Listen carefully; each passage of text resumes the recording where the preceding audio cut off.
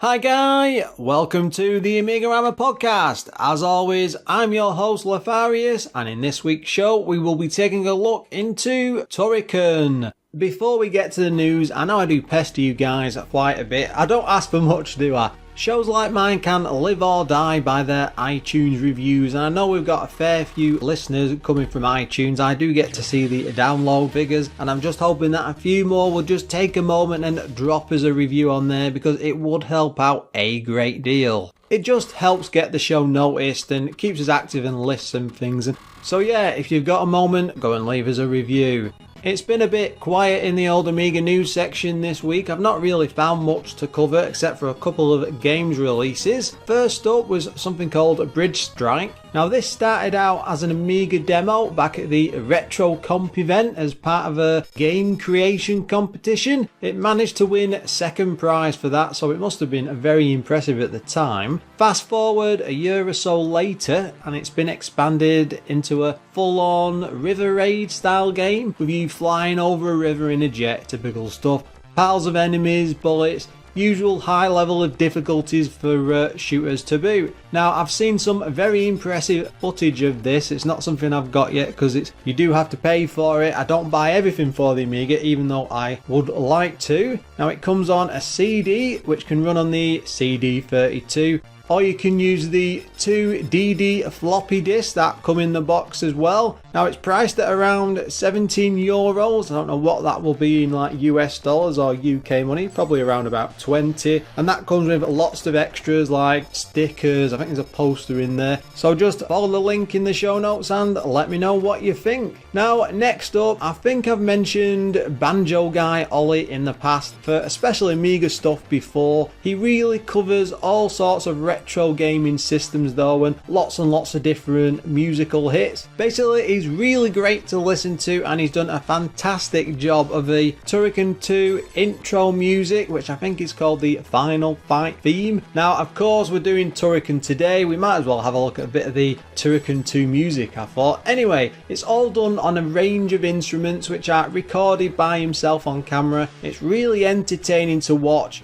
It's a really odd thing to describe, but basically like it'd be sat there with say a banjo or a guitar, something like that, and some drums banging away, and then he will link all the videos up. It's really clever how he does this, and it's almost like he's in a band but it's of himself, and then it splits across the screen, and he's added all sorts of neat little video touches in there. Anyway, I'll post a note into the show links, but I highly recommend you go and watch his channel because he has really done some amazing stuff over the last few years. I love it when people do really clever stuff, especially with like original Amiga music, and expand it out, and it's always great to download this stuff later and stick it on a player. I've bought loads of his albums as well, so I really hope get some notice for the guy because he does some brilliant gaming music.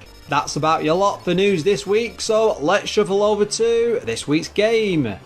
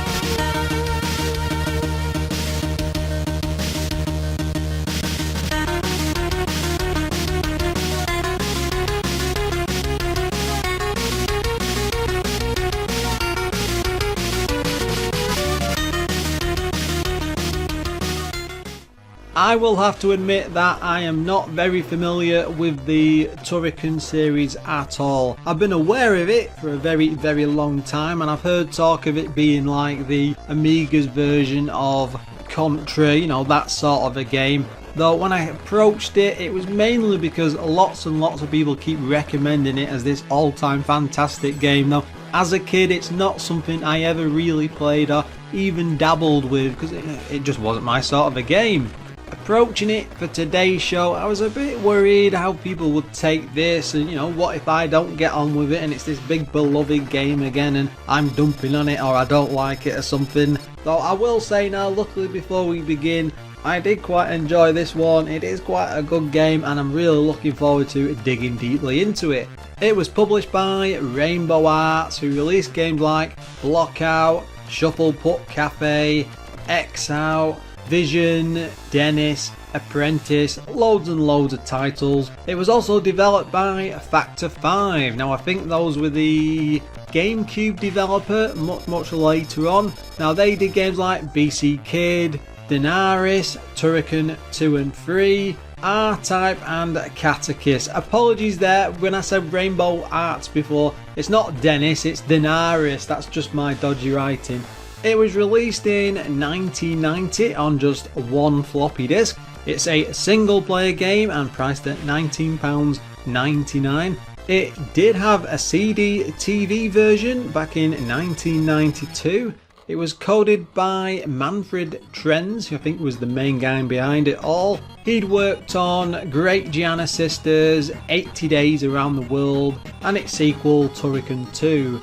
Another coder was Holger Schmidt. He did BC Kid, Denaris, Catechist, R-Type, Excite, and then Turrican 2. A lot of shooters in there. Next up was Achim Moller, Denaris, Catechist, Master Blazer, that's a different one, and R-Type, which I think we've done. That's quite a good game.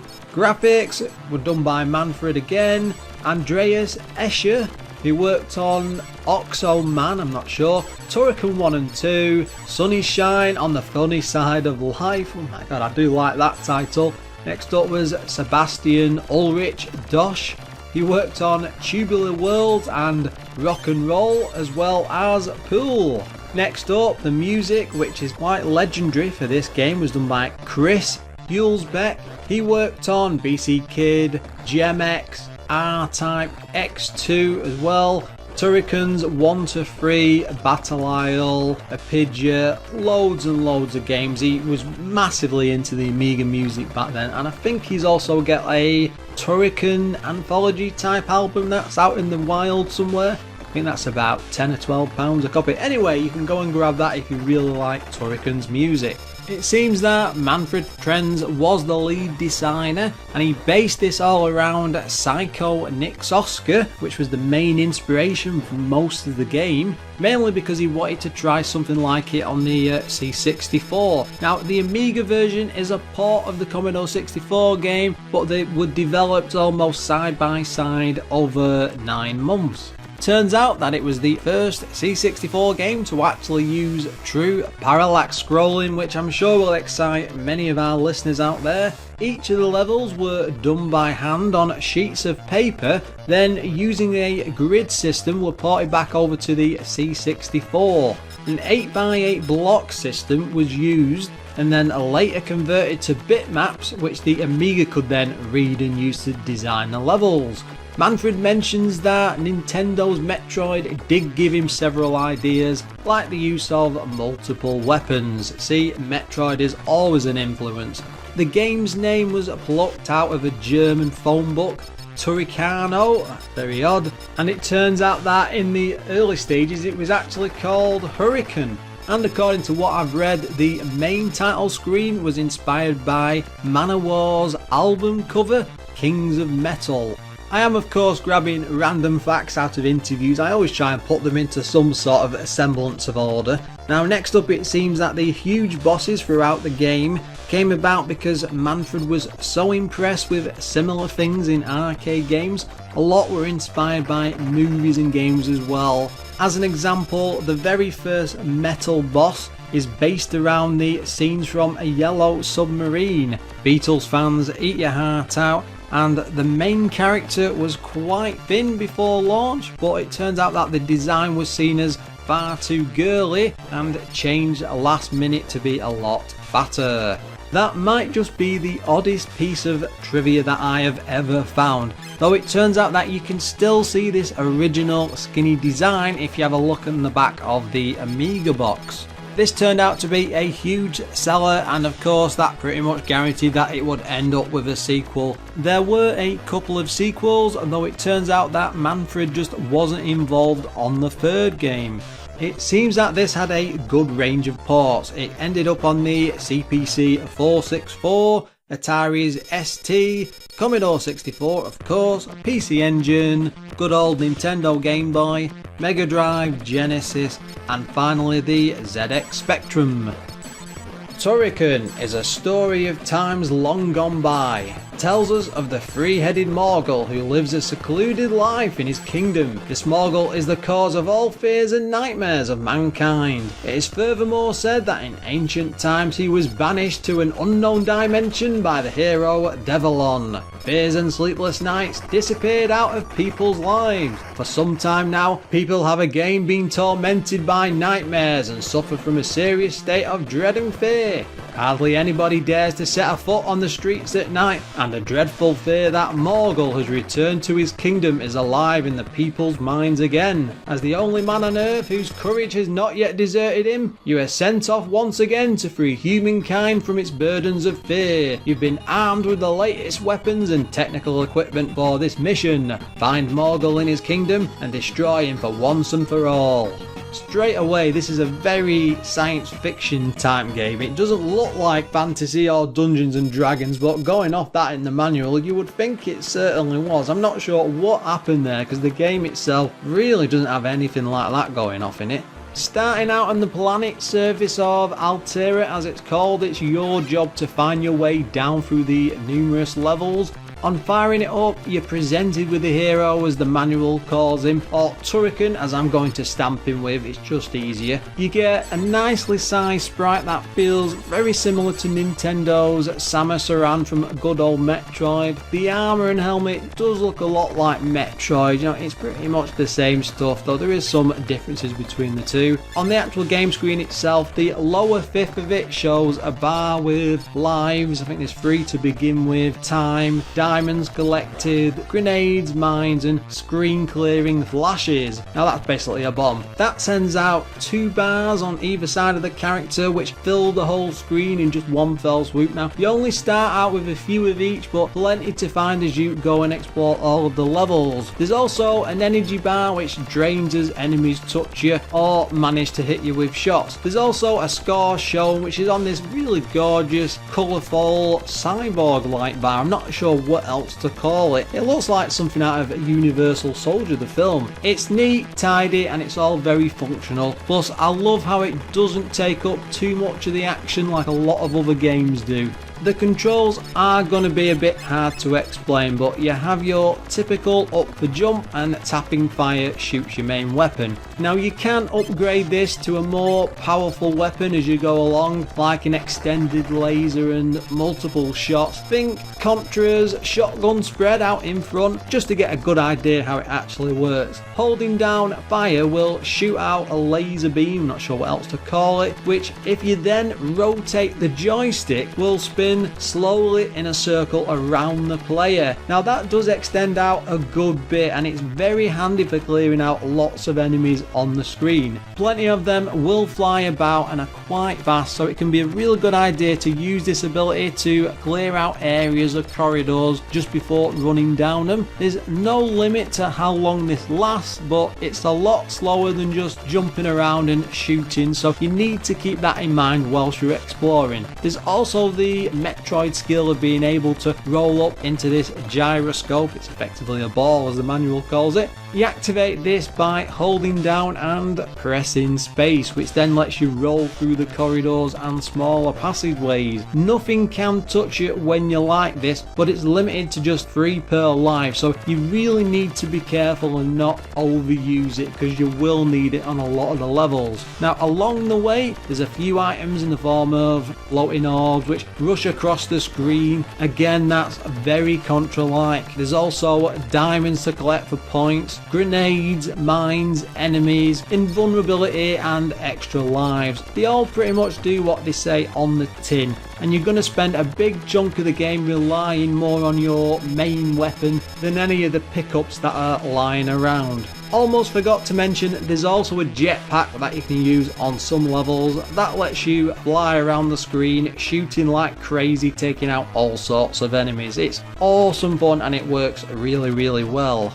It has 5 worlds to explore in total, with lots of different levels to these, and they're all packed to the gills with different layouts that change as you go along through the world, and there's also a good range of enemies that change to suit, again with each level, which I'm not really used to for some Amiga games, and there's also a boss for each of the stages. They're all pretty open world to explore, and you can spend ages bouncing around all of the levels, blasting your way through all sorts of baddies and walls. They do get more difficult the further you go, but the gameplay does stay constant, so it's never confusing. Getting lost is often just a case of backtracking and thinking over what to do next. Adding the fact that there's piles of bonuses often hidden in blocks around, it means that there's always something to discover and do. Graphically, for a C64 converted game, this is simply top notch. They've added the usual Amiga visual flair and spruced everything up to a much better degree, but I loved how the levels change the deeper you go through the planet. It's as hardcore sci-fi as you can get, with all the usual alien touches, not to mention the futuristic looking sprawl, and it also reminds me of the whole like Aliens, because there's a lot of influence in there with the H.R. Geiger stuff included. The weirdest part about all this though is the manual story actually says this is all set on Earth, so I'm not entirely sure what happened there. One of the biggest pluses is the scrolling as you move throughout all the levels. It's really tight and looks the part. Plus, I didn't notice any sort of slowdown even in the most frantic of situations. The jetpack sections with lots of rapid fire and piles of enemies is really intense. It never gets overwhelming,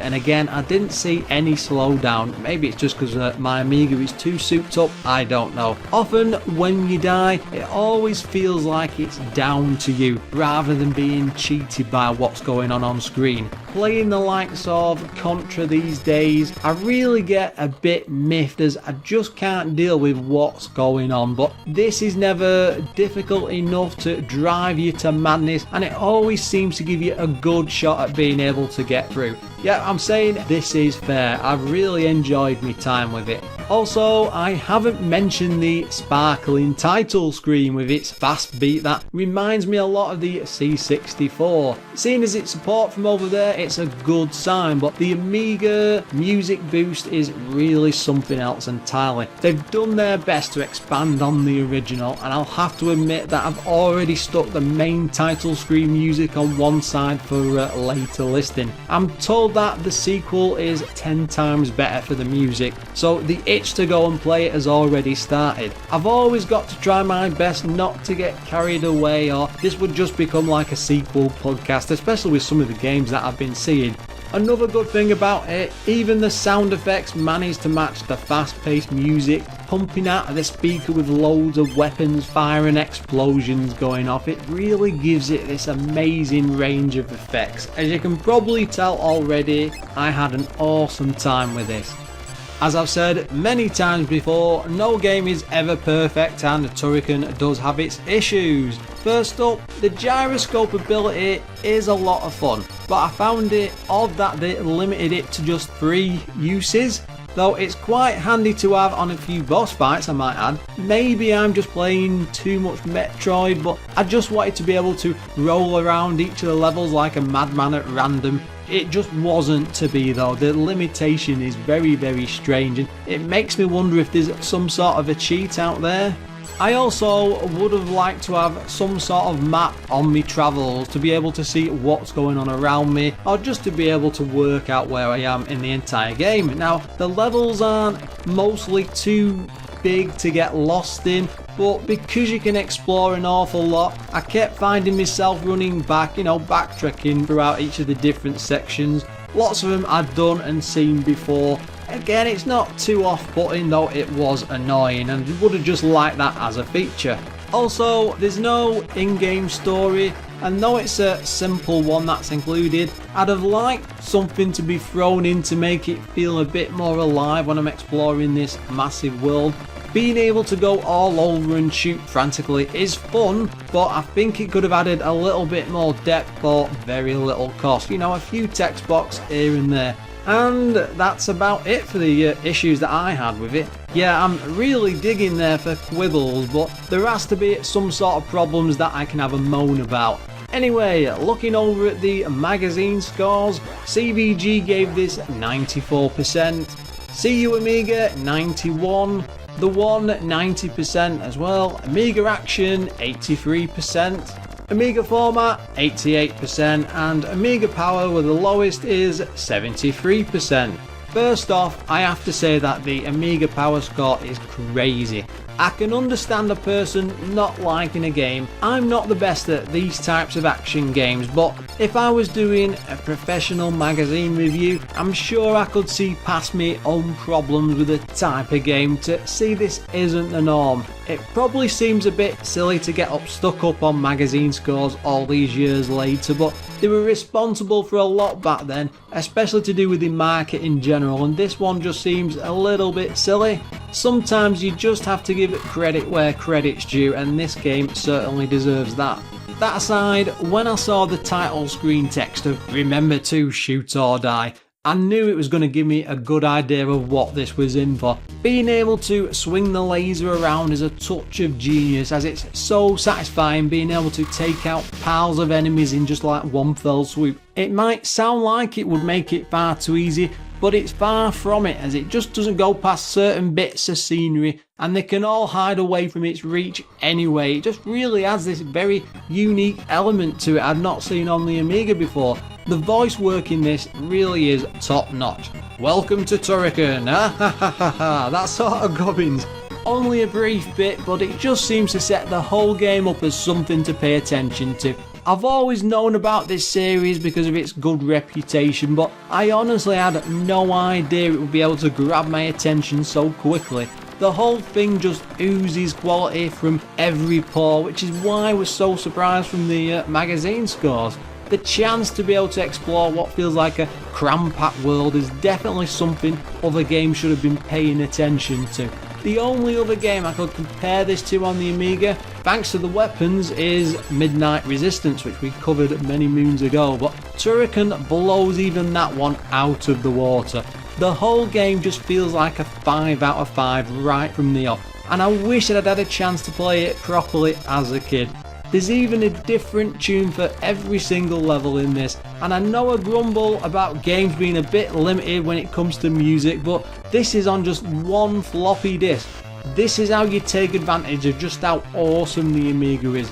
More like this in future please, because we're definitely going to have a look at the sequels, hopefully sometime soon.